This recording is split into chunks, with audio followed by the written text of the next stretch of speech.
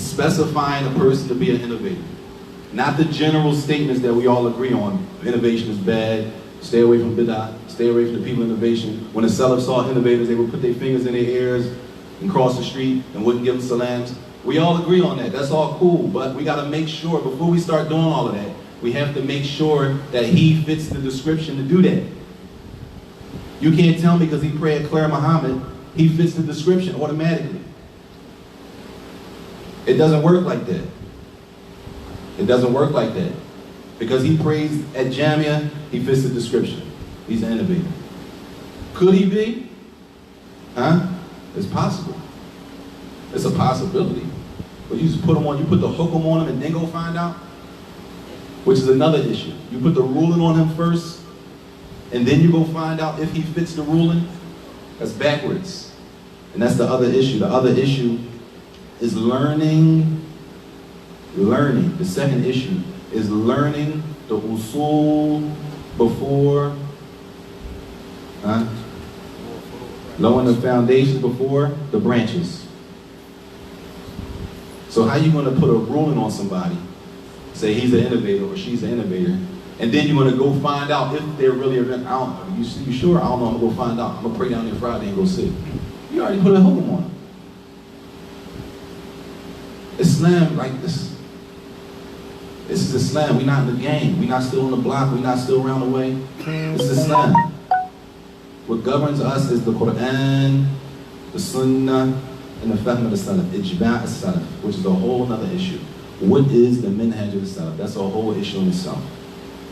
The brothers think because 3 statements, you find 3 scholars from the Salaf making the same statement, so we call that the minhaj.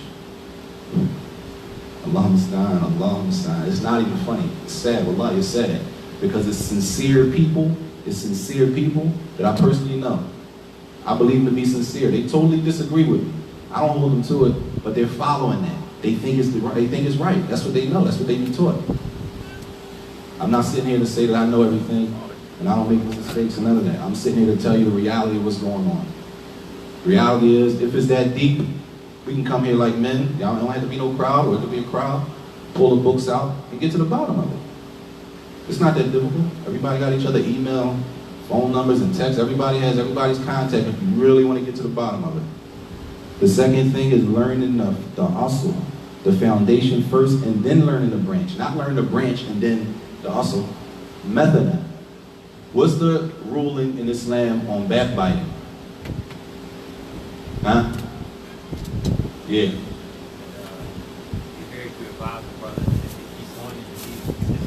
What's the hukum? Is it halal, haram, sunnah, dislike, or mubah? Yeah, if you feel like you want to do it, you can. If you don't really feel like it, you don't have to. Backbiting, what's the ruling? Haram? Huh? Anybody else? Backbiting. Haram? That's the asl. The asl is that backbiting is haram. We learn that first. That you cannot just sit around and backbite people. That's the asl. Based on what? Quran, Sunnah, and Ijma'. As it comes in the explanation of Bulugh al-Maram, Kitab al-Jami'. We all know the hadith the Prophet ﷺ said, قالوا, where he said, قال أتدرون ما الغيبة? Do y'all know what ghiba is? He was asking the Sahaba. They said, Allah wa Rasuluhu a'lam. Allah and His Messenger know best. ذِكْرُكَ أَخَاكَ بِمَا يَقْرَأ. That you mention your brother and something he wouldn't want you to mention. طيب, the hadith. The ayat in Surah Al-Hujurat. The ayat in Surah Al-Hujurat. What? وَلَا يَغْتَبْ بَعْضُكُمْ بَعْضًا. Don't backbite one another. Would you like to eat the dead flesh of your brother? Quran, Sunnah, backbite is haram, that's the asl. Ijma', consensus of the ulama, the backbite is not permissible. This is the origin. Tayyib, everybody with me? This is called the asl in Islam. This is the origin. The origin of the issue of backbiting is that we can't do it. We can't sit around and just talk about people like we used to do on the steps. Tayyib. We used to sit on wherever we at and just talk about people as they ride by or walk by and just have fun. Right? Allah forgive us. Islamically, it's the opposite. The origin is you can't do that. Clear? طيب. قال القرطبي. Imam al-Qurtubi. Anybody know what Imam al-Qurtubi is famous for? Tafsir. Imam al-Qurtubi rahimahullah said, أجمع علماء على أن الغيبة من كبائر الذنوب. من كبائر الذنوب. Imam al-Qurtubi said that the ulama agree that backbiting is from the major sins. From the major sins. طيب. واستدل على ذلك بقوله جزاك الله خير إن دماءكم وأموالكم وأعراضكم عليكم حرام. They use the hadith to prove it that where the Prophet ﷺ said that your blood between one another is haram, it's sacred. You can't just be spilling the blood and shooting out with other Muslims. Be Muslim, but I'm going at them like that's haram. Yom Qiyamah, that brothers gotta understand. We live in the city's foul. We need to try to change it. The blood of the Muslim is sacred. It's honor to it, and it's haram to spill the blood of a Muslim. He said, and your wealth, you can't take from another Muslim. It's haram. He said, in your honor, talking about people, talking about the honor is haram. That's the origin. Everybody with me? Clear? Let me know if I'm going too fast. Huh? طيب. This hadith فيه تحريم الغيبة وأنها كبيرة من كبائر الذنوب وهي محرمة بالكتاب والسنة والإجماع.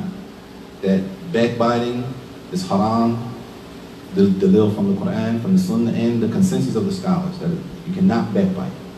Clear? Why? لأنها من ظلم الناس في أعراضهم, as it's oppression to people, talking about people's honor. Degrade people and throwing their mud and dragging their name through the mud. Now when everybody see that brother or sister, they looking at them sideways based on your weak tweet and your weak post that really was ilm, knowledge-wise, it didn't really hold any weight as far as knowledge. It held weight for the emotional person. Oh man, it's crazy. It's messed up. Ilman, now everybody's looking at a brother or a sister based on the slander of a person's name. The origin is that you can't talk about people. طيب. He says, وَقَدْ اسْتَثْنُوا مِنَ الْغِيبَةِ أَشْيَاءَ تَجُوزُ إِذَا كَانَتْ لِمَصْلَحَ رَاجِحَةٍ. This type of stuff they don't talk about. Backbiting has been made permissible in certain cases. This is what? This is not the asl. This is the exception to the rule. The rule is that what? Backbiting is haram. The exception to the rule is in specific certain cases if there is a larger benefit. If the benefit is larger than you not saying anything, then in that case you can mention what your brother or sister might not want you to mention. Clear? This is the exception. This is not the asl. From the times you can backbite is when you're warning the rest of the Muslims from somebody who's evil. Like we say, like the people of Bid'ah. And this is what they'll use. They'll say, well, there are permissible cases of backbiting. Yes, there are permissible cases of backbiting. Those permissible cases are the exception to the rule. Those permissible cases are not, it's not the rule that Allah and His Messenger sent down. That Allah sent down. It's not the rule. The exception to the rule is if this is the case in the maslahah, the benefit is bigger, then you can say something. That's too foggy. Mathalan. In a sense, we want to use that. A sister wants to get married. So she comes and she asks, y'all might have grew up together. She comes and she asks you, yo, do you know Brother Fulan? So yeah, I know, it's his name. Bring you come up together. You know he has a problem beating women. You know he has a drug problem. You know he's still in the street. You know he doesn't treat his wives properly. He doesn't provide for his wives. You know it's your man. The sister comes and asks you. She comes and asks you, in this case, is it more of a benefit for this situation? And that's somebody's daughter. That's somebody's daughter. That eventually we might have to go and ask the same question for our daughters. Is it more of a benefit not to mention those things about the brother at that point, or to act like those things don't exist and let the sister marry him? In those cases like that, what's the bigger benefit? To mention it. You gotta tell him, oh, I know him, that's my man, and I love him. But the reality is this. He don't like going to work. Whatever. It's the reality. He has a problem with drinking. He prays, alhamdulillah. Listen, he believes Aqidah is sound. But you ask me about marriage, you want to marry him like your father's going to marry you off to him? I got to be honest with you. That's my man. But in this case, you think he would like you telling people he got a problem with drugs? No, he wouldn't like it. But in this case, lil maslaha. For the greater benefit, the exception is for the greater benefit that the ulama say you can mention it. This is the exception. This is not we run around talking about everybody, telling everybody business in the street. Oh, you know, as soon as you walk by, brother, come up, leave. You know who that was, right? Who? You know who that was? That's the brother that's such and such. Y'all can slide up a little bit, inshallah. Oh man, that's the brother. It has no benefit to y'all conversation. You telling the brother or telling whoever you're talking to the person's business, it benefits that conversation not at all. There's no maslaha. There's no benefit to you mentioning that right now. The exception is not the asl. This is the second thing. That the asl it's been flip-flopped, where everybody runs around and say, yo, you know backbiting? Yeah, but it's permissible to backbite. What's the rule on backbiting, guy? It's permissible to backbite. Haram. Backbiting is haram. The origin of backbiting is that it's impermissible, except in specific cases. And that's why you got people running around based on the first thing. People are running around based on the first problem, which was specifying people as being innovators, right? That whole issue leads to the second issue. Because then they'll tell you, well, you know one of the times that you can backbite is if the person's an innovator, right? So your question got to be now, well, what makes them an innovator? Oh man, I heard it in the class last Saturday. Well, what did he say? It was something like, something crazy, something shout out he said. Allah Mustaan, the honor of the Muslim. Quran, Sunnah, Ijma', consensus, all of that is out the window for something that the brother was saying in the class last week. And you got people walking around and they're going to have to stand before Allah. May Allah forgive all of us. I mean, Allah forgive all of us. People have to stand before Allah with that. Allah forgive all of us. The second thing is knowing the asl. And this is just one example. We could use the example of the salams, giving the salams. What's the ruling on giving the salams to another Muslim when you see a Muslim?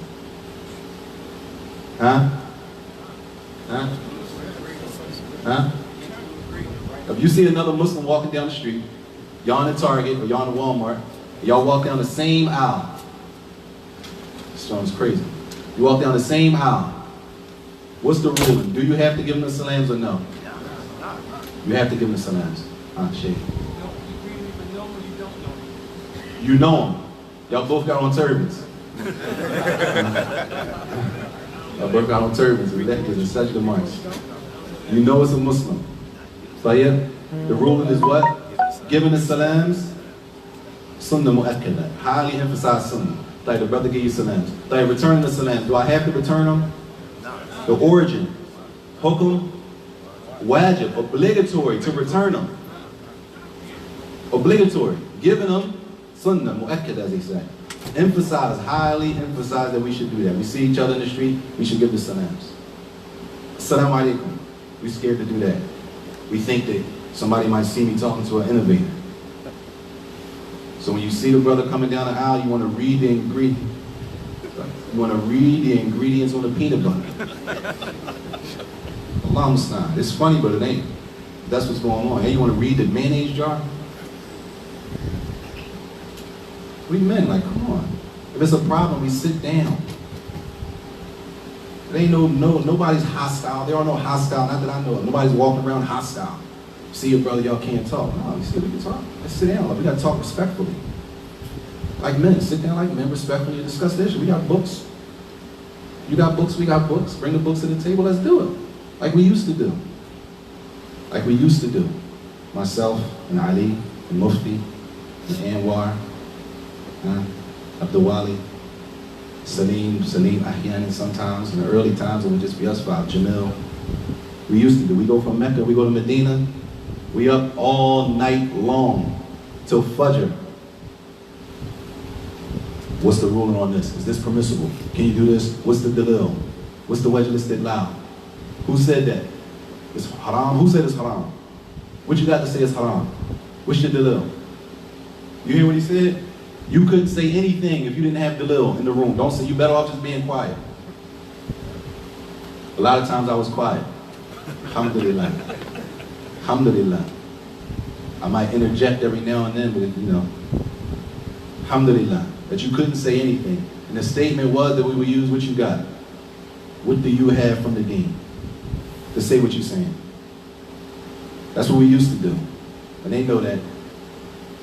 They know that. We'd be up, me personally, I go to sleep for an hour because I personally, that's just me. But they will be up all night to the Adhan Fajr, all night. Then after Fajr, they want to continue. We come back to America, it's a tweet.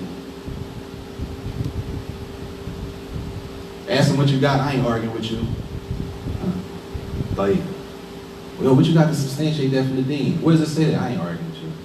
You just want to argue. I want to argue. Shit, we used to stay up all night. Now I just want to argue. Like, Allah musta'an. The exception to the rule is not the rule.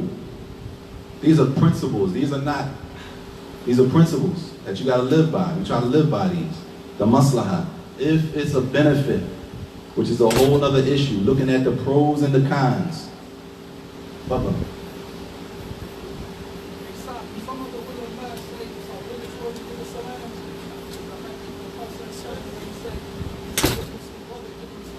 There you go. Based on the command that comes in the hadith, another hadith, where it says, Haqq al-Muslim ala Muslim. If you meet him, Assalam alayhi. It's a fi'l amr. A fi'l amr, a command. And every command, the origin of every command, and that is what? If Allah commands us to do something, then that thing is obligatory. You with me? The origin of that command is obligatory. The ulama differ, not to go into the different. Some say it's sunnah mu'akkada. Even if it's obligatory, that's even worse. Because we see each other, sisters see each other. Y'all the only ones in the store with scarves on your head. You out there in Springfield or Marple somewhere. Y'all the only ones walking around with jilbab on in the middle of the summer. One of them has on niqab, the other one doesn't have on niqab. So the one who doesn't have on niqab, possibly she feels some type of way she don't want to say. The one who does have on niqab, they end up walking by each other not saying anything. Based on what? She has on the color khimar, you have on the black khimar. So because her khimar is pink and not black, you don't give her the salams. Where does that come from? The origin, the asl is, you give the salams to the Muslims. Only the Muslims that I know that prayed the man should I pray at? Only them, they the only ones that get salams? If I know you from being in here, I give you salams. But if I don't know you from being in here, I don't give you salams. The Prophet ﷺ said, do you give the salams to who? The ones you know and the ones you don't know. That's the asl. The exception is, you find those narrations of the Salaf, they wouldn't give salams to the people of innovation. Like, yeah, cool. That's fine, let people of innovation first before we start making tatbiq. Before we start implementing those narrations on people, we have to find the people who you can implement them on. Everybody with me? This is not a khutbah Jummah. These are qawaid that the ulama laid down from the Salaf up until now. In these books, some of these statements are from old scholars and some of them from new. Because the next argument is, well, they don't mention modern day scholars. Like, this is from Sheikh Salih Fawzan, Sheikh Abdullah Bassam, Imam al-Qurtubi, who's old. We can go old, new, Imam al-Saajid. Another thing we got to mention is that min hayth al-bahth, regarding research, that the student goes back to furthest. You don't start with, there's no disrespect, but you take from where the ulama took from. Sheikh bin Baz, rahimahullah, he didn't just make up all that stuff in his book. He got that from somewhere. Sheikh Uthaymeen, rahimahullah, you think they made all of that up? No, they learned that from somewhere. Talib ilm student, where did they get that from? Because that's where I'm going. You go further back as you can as possible, and then you come up, you'll see that it's a chain. They're saying the same thing over 1,000 years. Ahl Sunnah are saying the same thing 1,000 years down the line, all through the books. We don't start and stop with a sheikh that's living now, or he just died 2 years ago. No, we go back, all the way back. Where did it start? Boom, based on this hadith.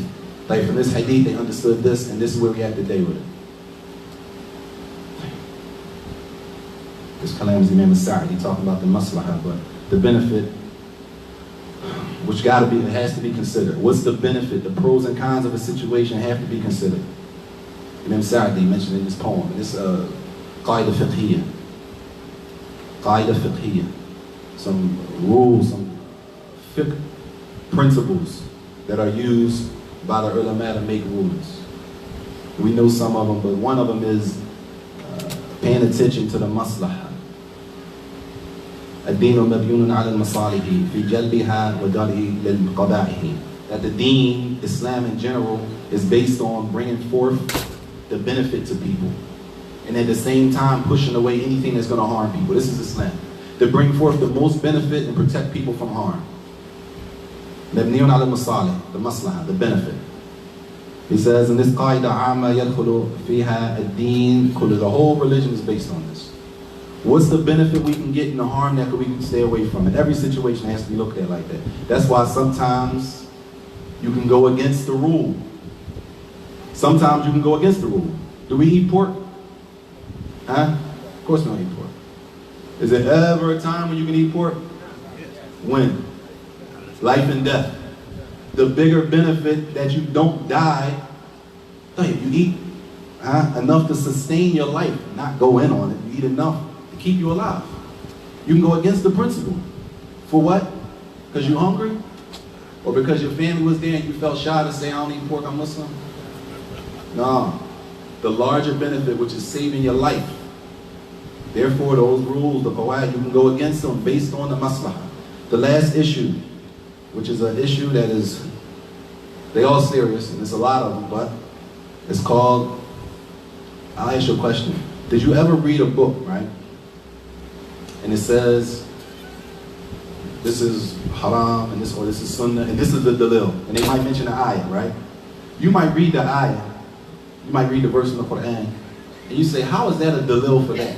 Has anybody ever done that? Raise your hand if you did that before.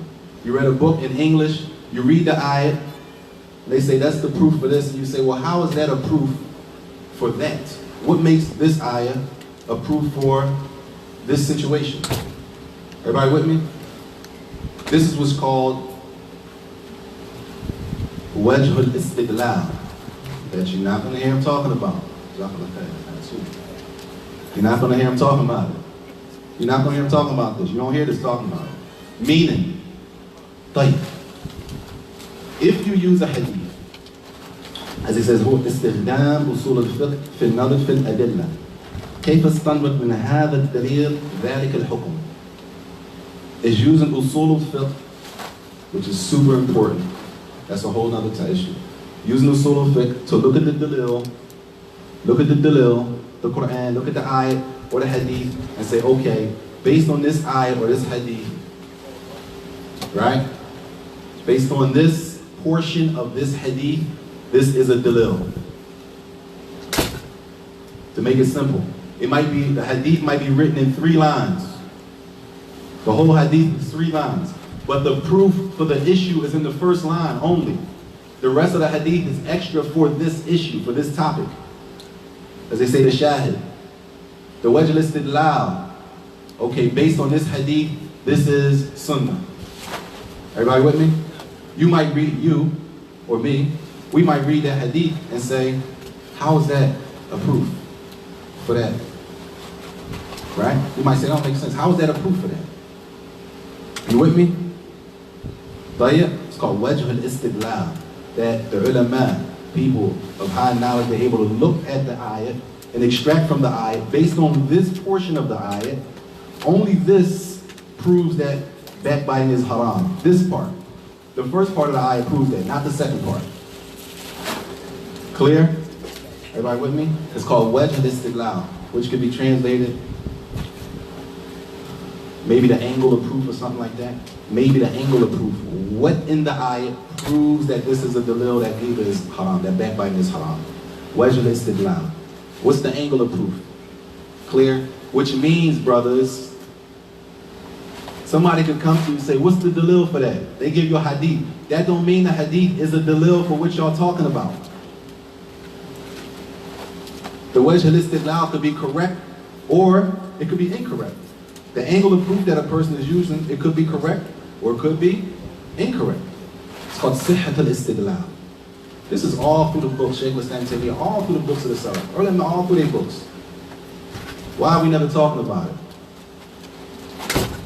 You start using this stuff, and I'll be honest with you, when I read that book that I took to the Shaykh, as I was reading, I said, yo, some of the people I thought was innovators might not be innovators, based on this, based on these statements of the Salaf, based on what they say in this. Maybe I could be, Shaykh, you gotta read, maybe I'm misunderstanding something. That the wedge could be that you're using a hadith and it doesn't really prove what you're trying to prove. That's why when a person reads a hadith to you, I'm gonna stop after this. A person reads a hadith to you, it doesn't necessitate that that hadith proves or that ayah proves what they're trying to say. That's what they're trying to use as a proof. They're trying to use it. That's why it's called istidlal. Alif, Sin, Ta. If anybody studies some Arabic, that means to what? Talab, seek something, right? To seek something. That's why we say, astaghfirullah. I seek Allah's forgiveness. Astaghfirullah. Alif, Sin, Ta, right? The same word, istidlal. They're trying to use that ayat or they're trying to use that hadith as a proof. You think they could come out on top or they could not. That's why the Prophet ﷺ said, every mujtahid yukhti wa yusib. Some of the scholars, they're going to be right, and sometimes they're going to be wrong. Every time somebody brings this hadith right here, and this other joint, hadith right here is clear. Well, if it's clear, why is there so many books written on it? If it's so clear. If it's clear, why do the ulama who have more knowledge than we have, why are they different on it, if it's so clear? Them same ulama, them same doctors that they tell us, degrees don't mean anything. You want to tell the people, us, I'm talking to us, you want to tell the people who come from not respecting education, that we don't come from respect for education. So, if I'm wrong, anybody raise your hand and tell me I'm wrong. We don't come from that it was the best thing. You didn't gain the most points around the way being the smartest guy in class. So, we had a name for them. We had a name for the smart people, right? We had a name for people who did all their homework, right? Everybody with me, or am I talking to myself? You won't come tell the people like that to go and study Islam and complete a curriculum that scholars design for people to come there, learn, go back across all throughout the world and teach, that degree means nothing. You want to tell the people like that, something like that? What you trying to do? What you trying to do to us? We don't respect education in English. But then at the same time, all them scholars that we know and love, they all got what? They what? Not their masters. They what? Doctorate. All of them. They got their doctorate. They call them doctor. When you look at your schedule in the Jamia, when you look at your schedule, there's a little D next to his name, doctor. Say, Sheikh got a doctorate? Yeah. Man, they all got their doctorates, yeah. They come here and say, man, degrees don't mean nothing. Don't be fooled by them brothers. Common sense, man. Like, it says on the front of the book, doctor. Though he's a doctor, he has his doctorate. He saw some benefit in getting it. He saw some benefit in getting it. Not one of them. Not one of them. All of them. We come around and tell people here, degrees don't mean nothing. And then bring a clip from Sheikh Salih Fawzan. Or whoever, bring a clip from one of the early men in Saudi, telling and saying the same thing that they saying. See, we got the proof right here, Sheikh said. How you gonna argue that, y'all? What's the argument for that? When they could bring you a clip from YouTube, saying that it's early men who said the same thing we saying. That's the problem. See, you got the, as Sheikh said. If you were there, and there's brothers here besides myself that were there, do I need to point them out so y'all want to talk to them? I'll point them out. These two right here, he was there, he was there, he was there. That what? I don't know who else is in here. Qasim in the back? Or Qasim? MashaAllah. Where you at, Qasim? Oh, he hiding. Qasim was there. They'll tell you that what? Why would India, why would they say degrees don't mean anything? When you put it in perspective, it makes sense. And this is, I'm stopping right here. When you put it in perspective, it makes sense. You'll find in the university, Islamic university, where we run Mecca, you'll find in your class, not Americans, not even people from Britain, you'll find Saudis, young Saudis. They be in your class, they be like 19, 20, they be kids. To us, it was kids because we was older, right? You'll find they're in class, they're cheating on a hadith test. Well, they cheating. Literally, they're cheating on the test, an Islamic test, right? They go through 4 years of study and they get a degree. They get a degree. They didn't cheat it, they get a degree. Do you think they really know what they're talking about? You understand why the Sheikh can say degrees don't mean anything? Because it's people who actually, they know their people. They know their people. They're people who actually cheated from their people. So they go through a whole 4-year curriculum, Islamic studies. We're not talking about like, and nothing wrong with it, but we're not talking about like biomed. We're talking about Islam, Quran, ayat, sunnah, hadith. They cheating on them, looking over shoulders and all kinds of stuff. God forgive us and protect us from all of that. You'll find they do that. And then they finish in 4 years and they get a degree from Sharia. And they're going to get a job with it. And that's why you'll find them questions, and they'll ask them, you'll find these questions in fatwa books. Sheikh, if I cheated to get my degree, is my money haram? Why? Because cheating to get a degree, shahada to zur. You done got a shahada, which is a major sin. False witness, you took in a false degree, you didn't earn that. Now you're making money off of it. Is my money haram? Because my degree that I'm making my money off of is haram. This is why you'll hear a clip on YouTube and he says degrees don't mean anything. Because that's the reality of their people and they know their people. Don't bring that and apply it on us. I don't know any Americans, and Allah knows best, or any people even from Britain, or any English speaking that would actually cheat on a test. Brothers would rather take the 0. They would just skip class. They're not gonna come and cheat on the test. We just take a 0. I hope you let me take it next week because I ain't ready. They're gonna use a clip like that and then come tell us that we don't need to, like, come on. Degrees don't mean anything. So what about the ones from your camp who got degrees? We gotta wake up. And this is nothing personal. Nothing personal. Because we can just sit down at the table and talk like men, respectfully and talk like men. But what we can't do is sit down at the table and 10 of them come in here and scream at you like you they son. It's not gonna work. It's not gonna work. It's not gonna work. It's immature.